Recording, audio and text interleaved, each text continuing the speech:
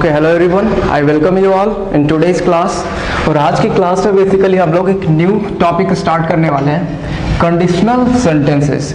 ठीक है ना। अब बेसिकली आप लोग बहुत सारे स्टूडेंट्स इससे बिल्कुल वाकिफ हो गए, है ना, जानते भी होंगे कि कैसे कंडीशनल सेंटेंसेस लिखी जाती है बेसिकली।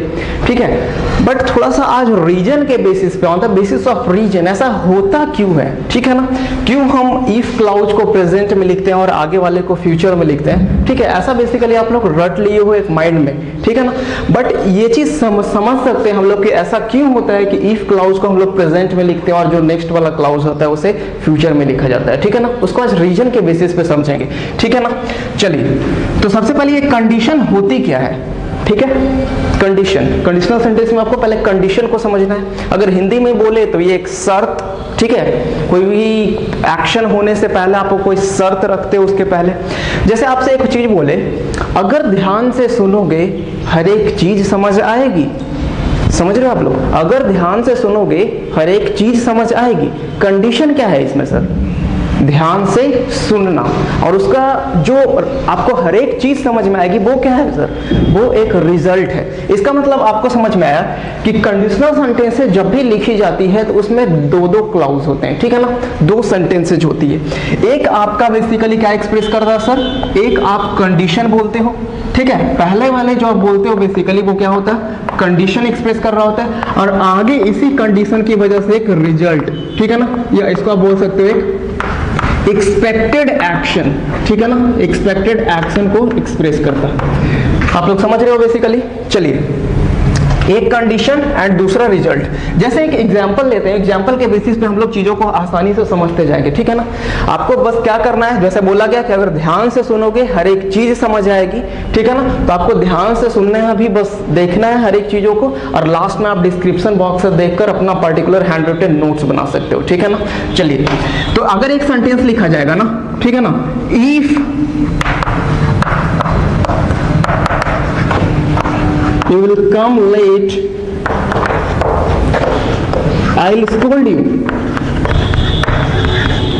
देखिए सर, ठीक है, एक सेंटेंस आपके पास लिखा गया, if you will come late I scold you. देखो, बहुत सारे बच्चे बोल रहे हैं सर आपने गलत लिख दिया है। ठीक है ना, यहाँ पे बुक कुछ बोल रहा है कि बिल वगैरह नहीं होगा। चलिए, उसकी बात हम लोग बाद में करते हैं, पहले इस चीज को समझते हैं। ठीक है ना।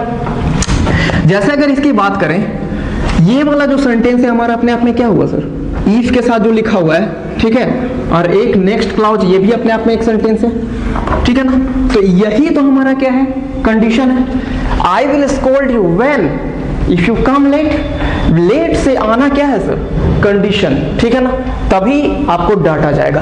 तो ये आपका सेंटेंस क्या है? जो इफ क्लाउज है, एक आपका क्या हो गया सर? If clause. ठीक है ना, इसे आप लोग इफ क्लाउज बोलते हैं, सबऑर्डिनेट क्लाउज के नाम से जानते हैं। ठीक है, ऐसे ही कंजंक्शन की जगह पे और कुछ कुछ यूज होता है, वो धीरे धीरे आपको सारी चीजें समझ में आएगी। ठीक है, ज्यादातर इफ यूज होता है, और इसे हम लोग बोलते हैं मेन क्लाउज। ठीक है ना, इसे क्या बोला जाता है सर? Main clause. ठीक है, अब यहाँ पे थोड़ा सा समझोगे, इसे हम आगे जाकर चीजों को समझेंगे कि क्यों यहाँ पे बिल नहीं होता है। चलिए, एक 3 पॉइंट को आपको यहाँ पे समझना है। ठीक है ना, 3 पॉइंट्स को आप लोगों को समझना है। ठीक है, चलिए थोड़ा इसे इसको करेक्ट करके ही लिख देते हैं। जैसे लिखा गया, इफ यू, क्या होना चाहिए real sentence? If you comes late. सही है, फिर गलत हुआ, यहाँ पे कम्स थोड़ी ना, यू के अकॉर्डिंग क्या लिखेंगे सर? कम। ठीक है ना, आप ध्यान दे रहे थे। If you come late I'll scold you। ठीक है ना, I'll scold you। ठीक है, इस सेंटेंस को ऐसे भी तो लिखा जा सकता है, I'll scold you if you come late। if you come late, ये चीज आप लोग समझे?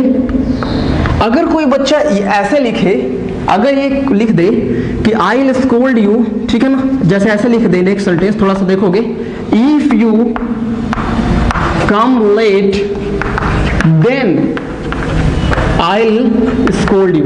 ठीक है, थोड़ा सा ऑब्जर्व करना सर, आपको हर एक चीज समझ में आएगा। ठीक है ना, देखिए यहां पे आपको लिखा गया, if you come late I will scold you, I will scold you if you come late, if you come late then I will scold you.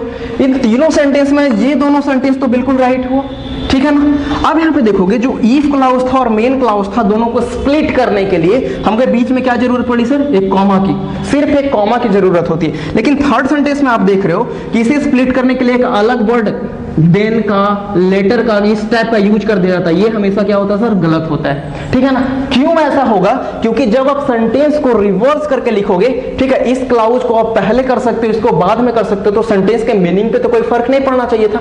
अगर मान लेते हैं कि देन लिखा हुआ है, तो अगर इस क्लाउज को आप आगे करोगे तो क्या बनेगा sir? Then I will scold you if you come late. Nonsense हुआ कि नहीं हुआ?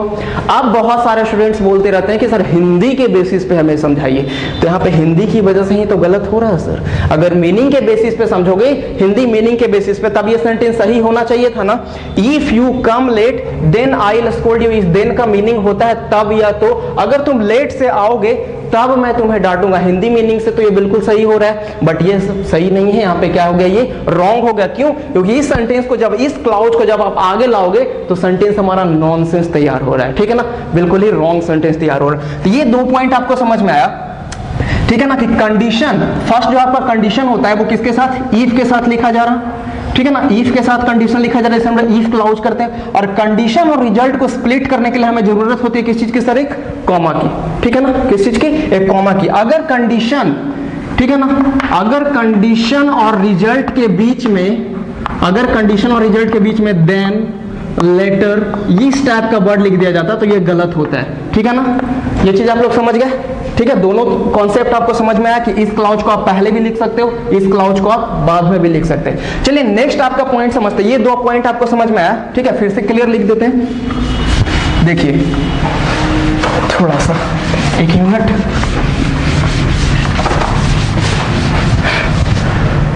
देखिए इस रिजल्ट को आप पहले भी लिख सकते हो कि नहीं सर? ठीक है ना, इस रिजल्ट को आप पहले भी लिख सकते हो। तो रिजल्ट जब पहले लिखा जाएगा तो इफ बीच में जब कंजंक्शन दे दी गया तो इसके बाद यहाँ पे कॉमा की जरूरत नहीं है, क्योंकि ये ऑलरेडी कंजंक्शन हो जाएगा, ठीक है ना। तो यहाँ पे ये क्या हो जाएगा? कंडीशन। चलिए ये दोनों आप समझ गए कि सेंटेंस को में इफ क्लाउज को पहले भी लिखा जा सकता है, बाद में लिखा जा सकता है, सेंटेंस के मीनिंग पे कोई फर्क नहीं पड़ता, और बीच में कोई भी देन और लेटर वगैरह कोई भी एक्स्ट्रा वर्ड का यूज नहीं करेंगे। थर्ड इंपॉर्टेंट पॉइंट, सबसे ज्यादा इंपॉर्टेंट होता है हमारा sir misarrangement of tense. क्या बोला गया sir? Misarrangement of tenses. सबसे पहले इसी चीज को हम लोग समझते हैं, ठीक है, ये सबसे ज्यादा इंपॉर्टेंट है। आप थोड़ा सा समझोगे, कंडीशन, कोई भी एक्शन होने से पहले हम एक कंडीशन रखते हैं। चलिए इसे थोड़ा टाइमलाइन के थ्रू समझते हैं, ठीक है ना। बहुत अच्छे से टाइमलाइन के थ्रू आपको चीजें समझ में आएगी कि क्यों कंडीशन को प्रेजेंट में रखते हैं। चलिए मान लेते हैं कि ये हमारा जो पॉइंट है, ये जो हमारा पॉइंट है प्रेजेंट, ठीक है ना, इसको हम लोग क्या मान लिए सर? प्रेजेंट। और ये प्रेजेंट में कोई कंडीशन रखा गया, प्रेजेंट के एक पॉइंट ऑफ टाइम पे क्या रखे सर? एक कंडीशन रखा गया, ठीक है ना। अगर कंडीशन प्रेजेंट में रखा जाए तो क्या ये पास्ट से कोई लेना देना कर सकता है? कंडीशन अगर हम अभी रख रहे हैं तो ये फुलफिल कब होगा सर? फ्यूचर में होगा, कितना भी दूर चला जाए, लेकिन पूरा तो पूरा ये आपका इधर इधर इस प्रेजेंट से थोड़ा सा भी इधर चले जाओगे तो ये टाइम हमारा क्या हो गया सर? फ्यूचर का टाइम हो गया कि नहीं? मतलब कंडीशन अगर प्रेजेंट में रखी जाए तो फुलफिल कब होगी? फ्यूचर में। समझ रहे हो आप लोग? कंडीशन प्रेजेंट में रखी जाए तो फुलफिल फ्यूचर में होगी। दूसरा पॉइंट आप लोग समझोगे, नेक्स्ट पॉइंट, यहाँ पे एक और टाइमलाइन आपको दिया गया, ठीक है ना। ये मान लेते हैं कि आपका प्रेजेंट है, फिर से, ठीक है ना, ये आपका प्रेजेंट है, ये आपका पास्ट का पॉइंट ऑफ व्यू।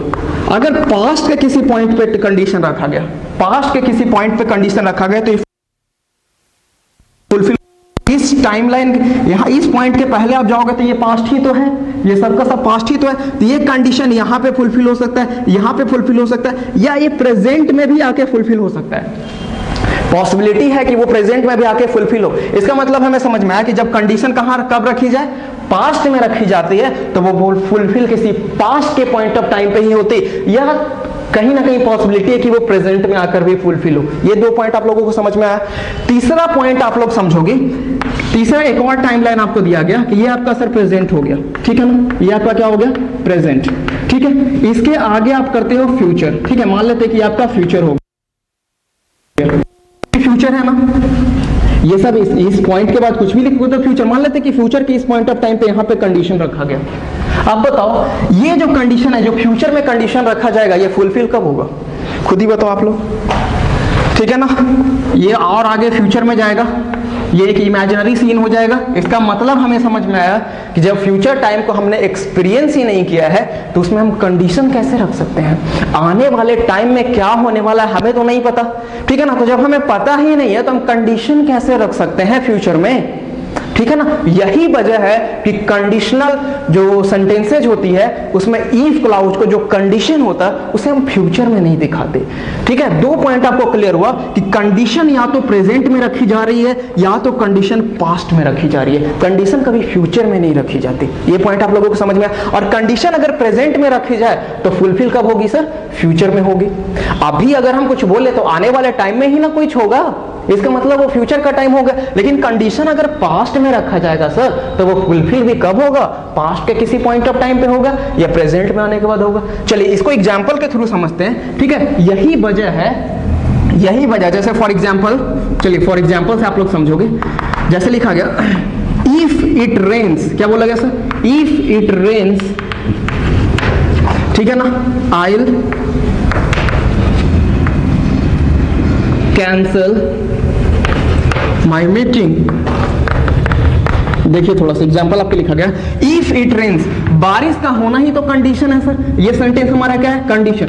अगर बारिश होती है तो वो बंदा क्या कर देगा, अपने मीटिंग को कैंसिल कर देगा, ठीक है ना। I will cancel my meeting, तो ये कैंसिल होना क्या है सर, अपने आप में बारिश का होने की वजह से जो रिजल्ट आया वो है, ठीक है। तो देख रहे हो कंडीशन किस चीज में रखा गया है, कंडीशन रखा गया प्रेजेंट में, अभी के मोमेंट में, और ये फुलफिल, इसका रिजल्ट फुलफिल कब हो रहा है सर, फ्यूचर में, ठीक है ना। तो इस पॉइंट से आप लोगों को एक कंडीशनल सेंटेंसेस का कॉन्सेप्ट समझ में आ गया।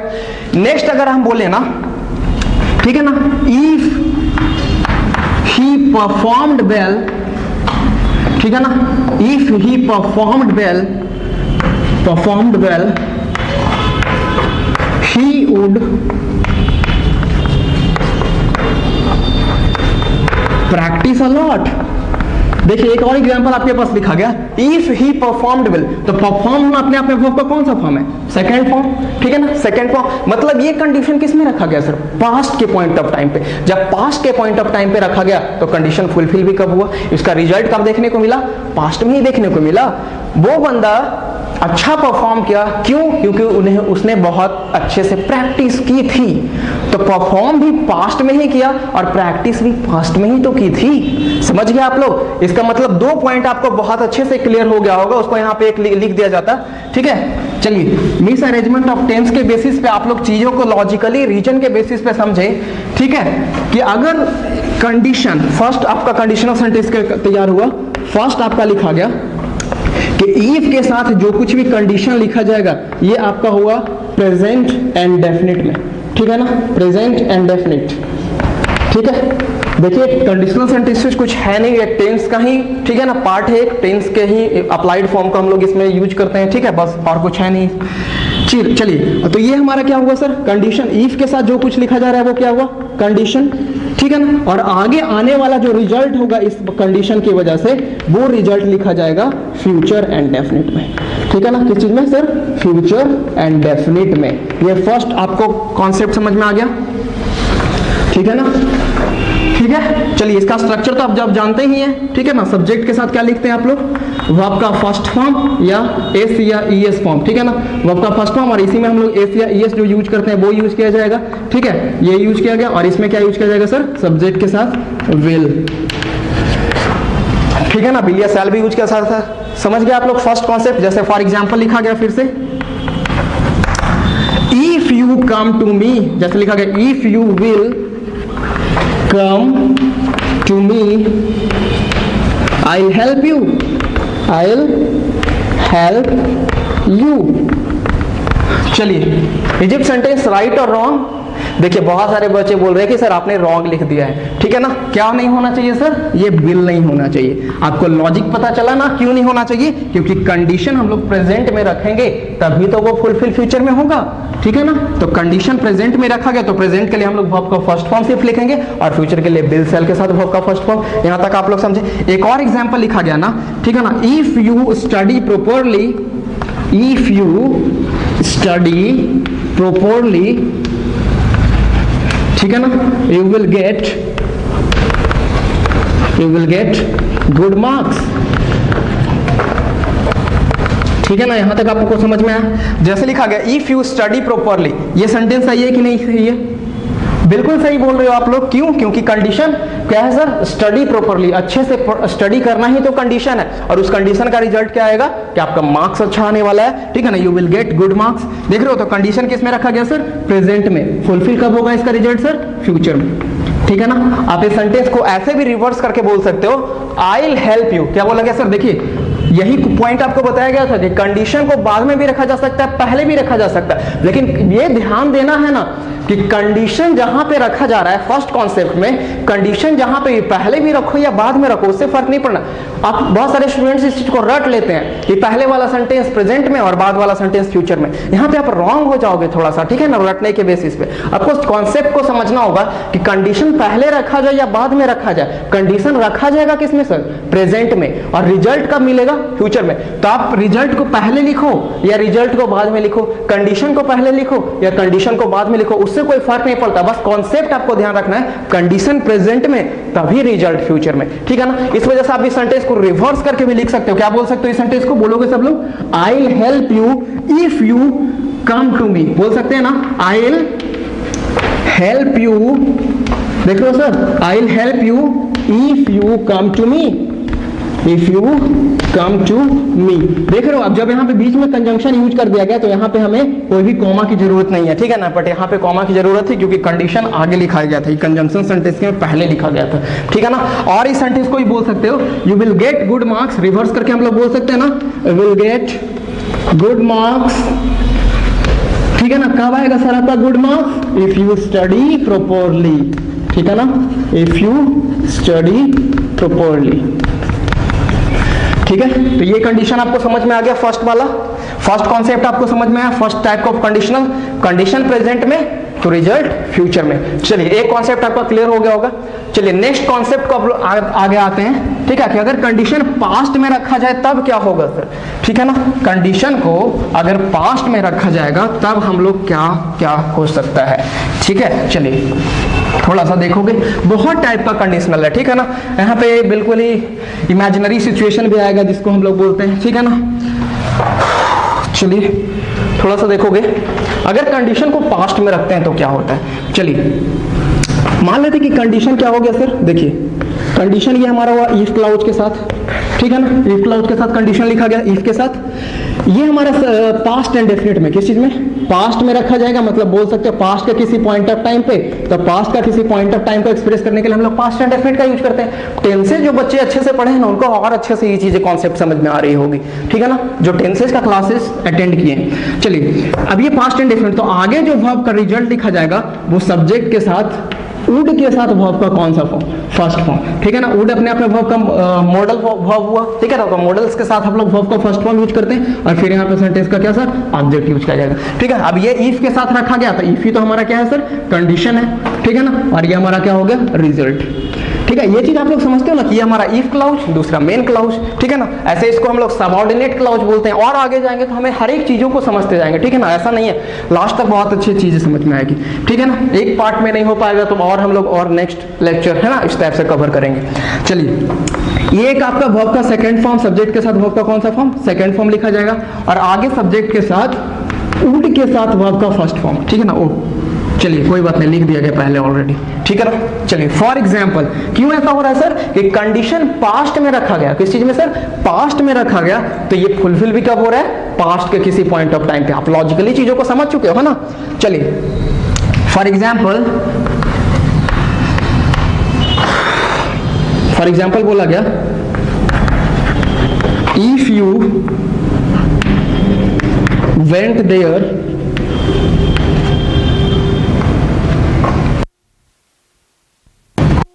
I would receive you। ठीक है ना, if you went there I would receive you। ठीक है ना, तो went अपने आप को कौन सा फॉर्म हुआ सर? Second form. कंडीशन किस चीज में रखा गया? Past form. ठीक है ना, इस वजह से आगे would के साथ कौन सा फॉर्म लिखा गया है? वर्ब का फर्स्ट फॉर्म। ठीक है ना, फिर लिखा गया if you told a lie। ठीक है ना, she would hate you, ठीक है ना। फिर से देखोगे, टोल्ड अ लाई, वर्ब का कौन सा फॉर्म यूज किया गया, सेकेंड फॉर्म। कंडीशन को किस में रखा गया, ठीक है ना, पास्ट में। चलिए यहाँ पे लिखा गया सी वुड हेट यू, ठीक है ना, तो ये भी पास्ट में देखा गया। तो आपको समझ में आ रहा है कि कंडीशन अगर पास्ट के किसी पॉइंट ऑफ टाइम पे रखा गया तो फुलफिल कब हो रहा है सर, पास्ट में। चलिए एक बहुत अच्छे एग्जांपल से समझते हैं। अभी लॉकडाउन का सिचुएशन चल रहा है, अगर एक एग्जांपल लिखा गया कि इफ द गवर्नमेंट, देखिए if the government, sorry, if the government ignored lockdown, ठीक है ना, the people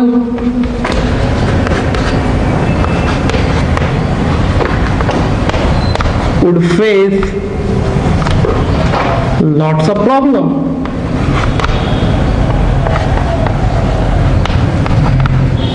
ठीक है ना, लॉट्स ऑफ प्रॉब्लम। चलिए ये चीज आप लोग समझ में, if the government ignored lockdown, ठीक है ना, the people would face lots of problems, ऐसा हुआ ना। बेसिकली अगर गवर्नमेंट क्या इसको इग्नोर की, ठीक है ना, पास्ट के पॉइंट ऑफ टाइम पे बोला जा रहा है, ये वर्ब का सेकंड फॉर्म, तो आगे वुड के साथ वर्ब का कौन सा फॉर्म, फर्स्ट फॉर्म लिखा गया। पास्ट में कंडीशन रखा गया, ठीक है ना, तो फुलफिल भी कब हो रहा है सर, पास्ट में। तो सेकंड लॉजिक आपको समझ में, ये आपका सेकंड टाइप ऑफ कंडीशनल हो गया, ठीक है ना। इफ के साथ पास्ट इंडेफिनिट, कौन सा, पास्ट इंडेफिनिट, जिसमें हम लोग सब्जेक्ट के साथ सेकंड फॉर्म और उसके बाद सब्जेक्ट के साथ वुड के साथ वर्ब का फर्स्ट फॉर्म और सेंटेंस का ऑब्जेक्ट, ये आपका सेंटेंस में रिजल्ट एक्सप्रेस कर रहा होगा, ठीक है। ये दो कॉन्सेप्ट आप लोगों को समझ में आया। चलिए तो एक नजर आप लोग देखिएगा, फिर हम लोग प्रोसीड करते हैं। ओके, ये सब थर्ड पॉइंट को समझोगे, ठीक है ना। एक और कंडीशन हमारा, जैसे अगर कंडीशन को पास्ट ऑफ द पास्ट में रखी जाए, पास्ट ऑफ द पास्ट का मतलब आप लोग समझ गए, जो स्टूडेंट्स टेंस समझते हैं वो जानते हैं, पास्ट ऑफ द पास्ट मतलब पास्ट परफेक्ट में रखा जाए, ठीक है ना। अगर कंडीशन को किस में रखा जाए सर, इफ क्लाउज को किस में रखा जाए, प्रेजेंट परफेक्ट में, सॉरी पास्ट परफेक्ट में, ठीक है ना, पास्ट परफेक्ट में। तो ये इसके साथ आगे क्या लिखा जाएगा, सब्जेक्ट के साथ ये वुड हैव हो जाएगा। आपको ध्यान रखना है, वुड हैव के साथ वर्ब का थर्ड फॉर्म, ठीक है ना। इधर भी आप लिखोगे तो क्या होगा, हैड के साथ वर्ब का थर्ड फॉर्म होगा, ठीक है ना। पास्ट परफेक्ट का यही ना होता, हैड के साथ वर्ब का थर्ड फॉर्म, इधर वुड हैव के साथ वर्ब का थर्ड फॉर्म एंड सेंटेंस का ऑब्जेक्ट, ठीक है। जैसे अगर हम लिखा गया ना, फॉर एग्जांपल लिखा गया if she had completed the project, if she had completed the project, ठीक है, she would have, देखोगे क्या लिखा जा रहा है, ठीक है ना, she would have got the job, she would have got the job। ये चीज आप लोग समझ गए। अगर बोला गया if you had attended the class, ठीक है ना, if you have attended the class you would have performed well,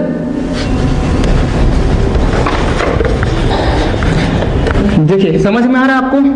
condition कहां रखा गया सर, कंडीशन पास्ट में, पास्ट परफेक्ट में रखा गया, पास्ट ऑफ द पास्ट में रखा गया, तो ये भी पास्ट के पॉइंट ऑफ टाइम पे फुलफिल हो रहा है। अगर आप प्रोजेक्ट कंप्लीट की होती, अगर सी कंप्लीट प्रोजेक्ट की होती तो उसे जॉब मिल जाता, लेकिन कब, पास्ट में ना, ठीक है। If you have attended the class, अगर आपने उस क्लास को अटेंड किया होता तो आप अच्छा परफॉर्म कर पाते, ये भी कब सर, पास्ट में। इसका मतलब ये चीज समझ में आया कि पास्ट में दो तरीके का कंडीशनल तैयार हो सकता है, दो तरीके का कंडीशन, एक तो पास्ट के पॉइंट ऑफ टाइम पे रखा जाए, एक पास्ट ऑफ द पास्ट में भी हम कंडीशन को रख सकते हैं, ठीक है। तो चलिए अभी जितना हम लोग पढ़े उसको एक नजर देखते हैं, क्या क्या पढ़े हैं, ठीक है ना। उसके बाद हम देखते हैं और आगे को, बहुत सारा कंडीशन होता है, ठीक है ना। कंडीशनल सेंटेंस का टाइप्स है, कंजंक्शंस बहुत वैरायटीज का यूज होता है, ठीक है ना। कब क्या यूज होता है वो सारी चीजों को हम लोग समझेंगे, ठीक है। यहां तक आपको समझ में आया होगा। चलिए तो अभी तक हम लोग को समझे, मेनली जो हम आता होता है ना, ठीक है ना, मेनली अगर बात करें तो एक आपका फर्स्ट में क्या हो गया, इफ क्लाउज इन प्रेजेंट को हम लोगों ने पढ़ा, क्या पढ़ा, इफ क्लाउज इन प्रेजेंट, ठीक है। दूसरा पढ़ा इफ क्लाउज इन पास्ट, समझ रहे आप लोग। थर्ड नंबर हम लोग पढ़े if clause in past perfect, ठीक है। यही तीनों बहुत ज्यादा इंपॉर्टेंट होता है, ठीक है ना। उसके बाद और बहुत टाइप का कंडीशनल सेंटेंस हो जाएगा, ठीक है ना। अदर टाइप्स को अभी हम लोग और देखेंगे, अदर टाइप्स ऑफ कंडीशनल। ठीक है ना, यहां तक आप लोग समझ गए। चलिए, तो इफ क्लॉज इन प्रेजेंट में आपको क्या समझ में आया कि कंडीशन को कहां प्रेजेंट में रखा जाएगा, मतलब सब्जेक्ट के साथ कौन सा फॉर्म सर, वर्ब का फर्स्ट फॉर्म या वर्ब का एस फॉर्म यूज किया गया है। ठीक है, और आगे सब्जेक्ट के साथ हम लोग विल यूज कर रहे हैं। ठीक है, विल के साथ वर्ब का फर्स्ट फॉर्म, ये आपको फर्स्ट समझ में आया। ठीक है ना, नहीं समझ रहे हो आप लोग? चलिए, आई होप समझ रहे होगे। चलिए, इफ के साथ रखा गया कंडीशन को। दूसरा आप लोग समझे कि इफ के साथ पास्ट एंड डेफिनिट रखा जाएगा, मतलब सब्जेक्ट के साथ कौन सा फॉर्म सर, सेकंड फॉर्म। ठीक है ना, जब सब्जेक्ट के साथ सेकंड फॉर्म होगा तो इधर लिखा जाएगा सब्जेक्ट के साथ वुड के साथ वर्ब का फर्स्ट फॉर्म। समझ रहे हो आप लोग? चलिए, तीसरा जो आपके पास है, अगर इफ का कंडीशन रखा जाए किसमें, सब्जेक्ट के साथ हैड के साथ वर्ब का थर्ड फॉर्म, मतलब if clause in past perfect में चला जाएगा तो आगे जो रिजल्ट होगा ना सर, वो सब्जेक्ट के साथ वुड हैव, क्या बोला गया, वुड हैव के साथ वर्ब का थर्ड फॉर्म। आप लोग पढ़े होंगे जब हम लोग मॉडल्स पढ़ रहे थे कि would have, should have, could have के साथ जब आप वर्ब का थर्ड फॉर्म लिखते हो तो यह क्या बताता सर, अनफुलफिल्ड विश को बताता है। ऐसा होना चाहिए था लेकिन वो हुआ नहीं। I should not have behaved like this. ठीक है ना, आई शुड नॉट, मुझे नहीं करना चाहिए था लेकिन मैंने किया। ऐसा आप लोग मॉडल्स में समझे थे। ठीक है, तो एक आपको ये चीज समझ में आया, बहुत ज्यादा यूज होने वाला, इधर प्रेजेंट में कंडीशन, प्रेजेंट में तो रिजल्ट फ्यूचर में। कंडीशन अगर पास्ट में, पास्ट का मतलब वर्ब का सेकंड फॉर्म, तो आगे वुड के साथ वर्ब का फर्स्ट फॉर्म, ये पास्ट के पॉइंट ऑफ टाइम पे फुलफिल होगा। तीसरा कंडीशन, अगर कंडीशन पास्ट परफेक्ट में, ठीक है ना, पास्ट परफेक्ट में, तो आगे सब्जेक्ट के साथ वुड के साथ हैव के साथ वर्ब का थर्ड फॉर्म। ठीक है ना, वुड हैव के साथ वर्ब का थर्ड फॉर्म लिखा जाएगा। ये तीन कंडीशन आप लोगों को समझ में आया। अब देखोगे इस बिल, सैल और वुड की जगह पे ना, ठीक है ना, बोला गया, एक लास्ट पॉइंट आपको लिखते हैं, इन प्लेस ऑफ विल, ठीक है ना, सैल, वुड, जो कुछ भी लिखा गया, ठीक है ना, ये सब जो लिखा जा रहा है आगे, उसकी जगह पे आप कैन, कुड, ठीक है ना, मे और बहुत सारे मॉडल्स का यूज किया जा सकता है। ठीक है ना, can be used according to the expression. ठीक है ना, अकॉर्डिंग टू द एक्सप्रेशन।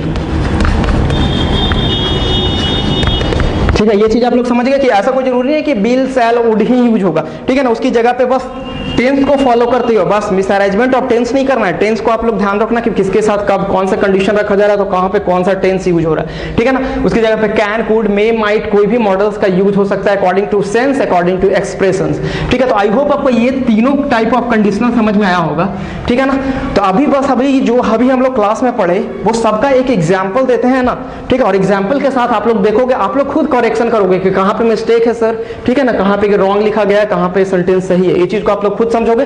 ठीक है ना, बस 5 मिनट्स में हम लोग एग्जाम्पल कवर करते हैं। उसके बाद जो नेक्स्ट टाइप होगा ना, और अदर टाइप्स और थोड़ा सा इसको डिटेल में कवर करेंगे हम लोग नेक्स्ट क्लास में। ओके, तो बस एक नजर देखोगे, फिर कुछ एग्जाम्पल्स देते हैं। ठीक है, ओके गाइस, कुछ एग्जाम्पल्स के हेल्प से अब आप लोग समझोगे। ठीक है ना, जैसे कुछ एग्जाम्पल है आपके पास लिखा गया। ठीक है, आप लोग साथ साथ पढ़ोगे, ठीक है ना, और करेक्ट करोगे खुद कहां पे मिस्टेक है सर। ठीक है ना, तभी आपको चीजें समझ में आएगी। बस आज हम लोग 3 पॉइंट्स को डिस्कस किए हैं। ठीक है ना, if clause in present, if clause in past and if clause in past perfect. ठीक है, कैसे कैसे कंडीशन तैयार होते हैं। कंडीशन प्रेजेंट में तो रिजल्ट फुलफिल, रिजल्ट फ्यूचर में। अगर कंडीशन पास्ट में तो रिजल्ट पास्ट के किसी पॉइंट ऑफ टाइम पे। अगर condition past of the past में तो फिर से रिजल्ट पास्ट में। ठीक है ना, चलिए फर्स्ट एग्जांपल आपका पास लिखा गया, if she will come to me, she will take us to park. Is it sentence right और रॉन्ग? देखो बहुत सारे बच्चे बोल रहे हैं कि सर यहाँ पे बिल तो आप फालतू में लिख दिए हैं। ठीक है, ये बिल यहाँ का यूज यहाँ पे गलत हुआ सर। क्यों? क्योंकि हम लोग कंडीशन को फ्यूचर में नहीं रख सकते हैं, कंडीशन को हम प्रेजेंट में रखते। और सी के अकॉर्डिंग क्या यूज करोगे सर? कम्स। यहां तक आप समझ गए। If she comes on time, बोला गया if she comes on time she will take us to park. ठीक है ना, अगर वो टाइम पर आएगी तो पार्क ले जाएगी। कंडीशन क्या है सर? टाइम पर आना। ठीक है ना, और रिजल्ट क्या है? पार्क ले जाना। समझ गए आप लोग? नेक्स्ट आपके पास एग्जांपल लिखा गया, if the teacher asks the theorem then she will prove it. चलिए, इज इट सेंटेंस राइट और रॉन्ग? देखिए बहुत सारे बच्चे बोल रहे हैं कि सर ये तो आपने इस बार राइट लिखा है। ठीक है ना, if the teacher asks the theorem, बिल्कुल सही बोला आपने, लेकिन यहाँ पे देन का यूज करना सर सुपरफ्लुअस हो गया। ठीक है ना। यहाँ पे देन का यूज गलत हो गया, क्यों? क्योंकि हम लोगों ने कॉन्सेप्ट समझा कि if clause and main clause को स्प्लिट करने के लिए हमें सिर्फ कॉमा की जरूरत होती है, कोई भी वर्ड की जरूरत नहीं होती, ठीक है ना। चलिए नेक्स्ट आपके पास लिखा गया if Sanjeev issued a cheque Rakhi would encash it, ठीक है। अगर वो चेक देता तो राखी उसे इनकैश कर लेती। अच्छा, संजीव इशूड, इशूड वर्ब का कौन सा फॉर्म हुआ सर? Second form. कंडीशन कहां पे रखा गया? कंडीशन पास्ट में रखा गया, तो रिजल्ट भी कहां होगा सर? पास्ट में, ठीक है। तो लिखा गया कि नहीं कि राखी वुड इनकैश, ये भी तो पास्ट की बात है ना, तो दोनों तरफ पास्ट। इस सेंटेंस में कोई दिक्कत है? बिल्कुल ठीक कहा, कोई दिक्कत नहीं है ना, ये 100% राइट है। इधर पास्ट उधर भी पास्ट। चलिए, इफ यू विल नॉट पे your tax the administration will penalise you. अब बताइए कहां कहां पे मिस्टेक है? बोला सर इसमें तो आपने महा गलती कर दी है, ठीक है। जैसे आप बोलोगे कि ये बिल का यूज करना गलत हो गया, ठीक है। सबसे पहली चीज ये विल नॉट का यूज करना गलत हो गया, क्यों? क्योंकि कंडीशन को हम लोग कहां रखते हैं सर? प्रेजेंट में, तभी वो रिजल्ट फ्यूचर में जाता है, ठीक है ना। तो प्रेजेंट में निगेटिव बनाने के लिए क्या यूज करोगे? यू के अकॉर्डिंग डोंट, डोंट ही तो यूज करोगे ना। इफ यू डोंट या डू नॉट कुछ भी बोलते हो, ठीक है ना। इफ यू डू नॉट पे योर टैक्स, ऐसे डोंट और डू नॉट में डिफरेंस होता है, ठीक है ना। हम लोग इसको भी एक क्लास में समझेंगे। चलिए, इफ यू डू नॉट पे योर टैक्स, यहाँ पे दोनों चलेगा, कोई दिक्कत नहीं है, ठीक है ना। इफ यू डू नॉट पे your tax the administration will penalise you. बताओ इस सेंटेंस में कोई दिक्कत है? यहाँ पे डोंट कर दिया गया तो अब कोई दिक्कत है? नहीं है, बिल्कुल सही हुआ सेंटेंस। कंडीशन प्रेजेंट में रखा गया तो रिजल्ट किस में आ रहा है सर? फ्यूचर में, ठीक है ना। चलिए, if you had come with me, अगर तुम मेरे साथ आए होते, you would enjoy the party. अब बताओ बिल्कुल सही है सेंटेंस। सब बोलो ये तो आपने सही लिखा है, पास्ट परफेक्ट में ले गए इसको, तो जब इसको पास्ट परफेक्ट में ले गए तो आगे वुड के साथ वर्ब का फर्स्ट फॉर्म नहीं सर, वुड हैव के साथ वर्ब का थर्ड फॉर्म लिखना होगा, ठीक है ना।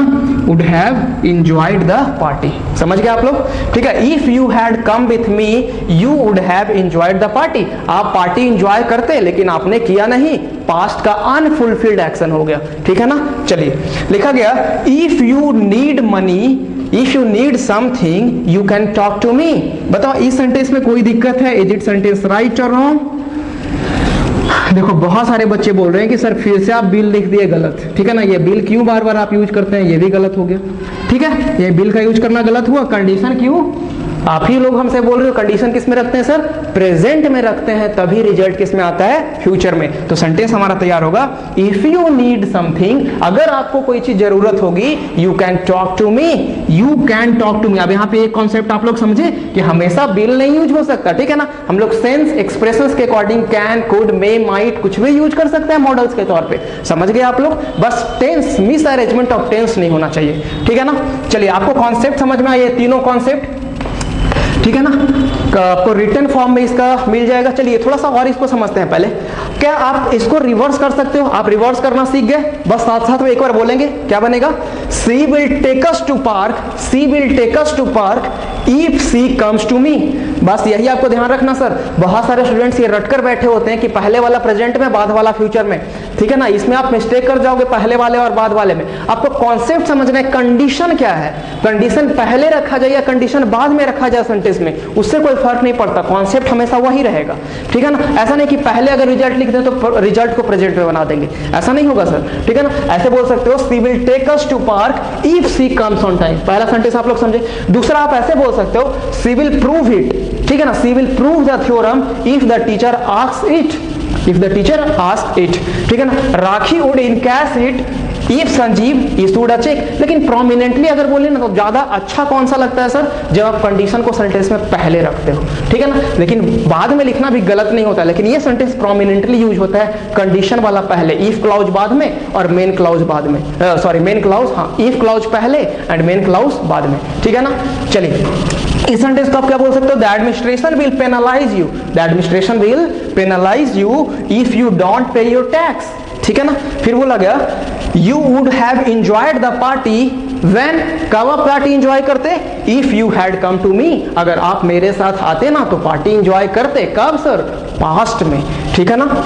You can talk to me if you need something, ऐसे भी आप बोल सकते हो, ठीक है। तीनों कॉन्सेप्ट आप लोगों को समझ में आया ना, ये बेसिक हमारा कंडीशनल्स का था, ठीक है। If clause in present, if clause in past and if clause in past perfect. अगर प्रेजेंट में कंडीशन तो रिजल्ट फ्यूचर में, अगर पास्ट में कंडीशन तो रिजल्ट पास्ट का किसी पॉइंट ऑफ टाइम पे, अगर पास्ट ऑफ द पास्ट में कंडीशन तो रिजल्ट पास्ट के किसी पॉइंट ऑफ टाइम पे। ये तीनों पॉइंट आप लोगों को आई होप बहुत अच्छे से समझ में आ गया होगा।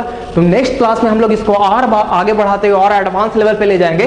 सिर्फ इफ क्लाउज ही नहीं यूज होता है, ठीक है ना, सिर्फ कंजंक्शन के तौर पे इफ नहीं, और बहुत सारे कंजंक्शन का हम लोग यूज करते हैं, उसको धीरे धीरे समझेंगे, और अदर टाइप्स ऑफ कंडीशनल है उसको भी समझेंगे, ठीक है ना। तो इसका रिटन फॉर्म में, ठीक है ना, आई होप कि आप लोगों ने लेक्चर को ध्यान से सुना होगा, ठीक है, और आपको हर एक चीज समझ में आएगा। आप इसका रिटन फॉर्म डिस्क्रिप्शन बॉक्स से देखकर आप बिल्कुल ही हैंड रिटन लिखा हुआ है, आप बहुत ही अच्छे से नोट्स बना सकते हो। ओके, तो let's see you in the next class. तब तक के लिए keep smiling, keep practising, take care, thank you.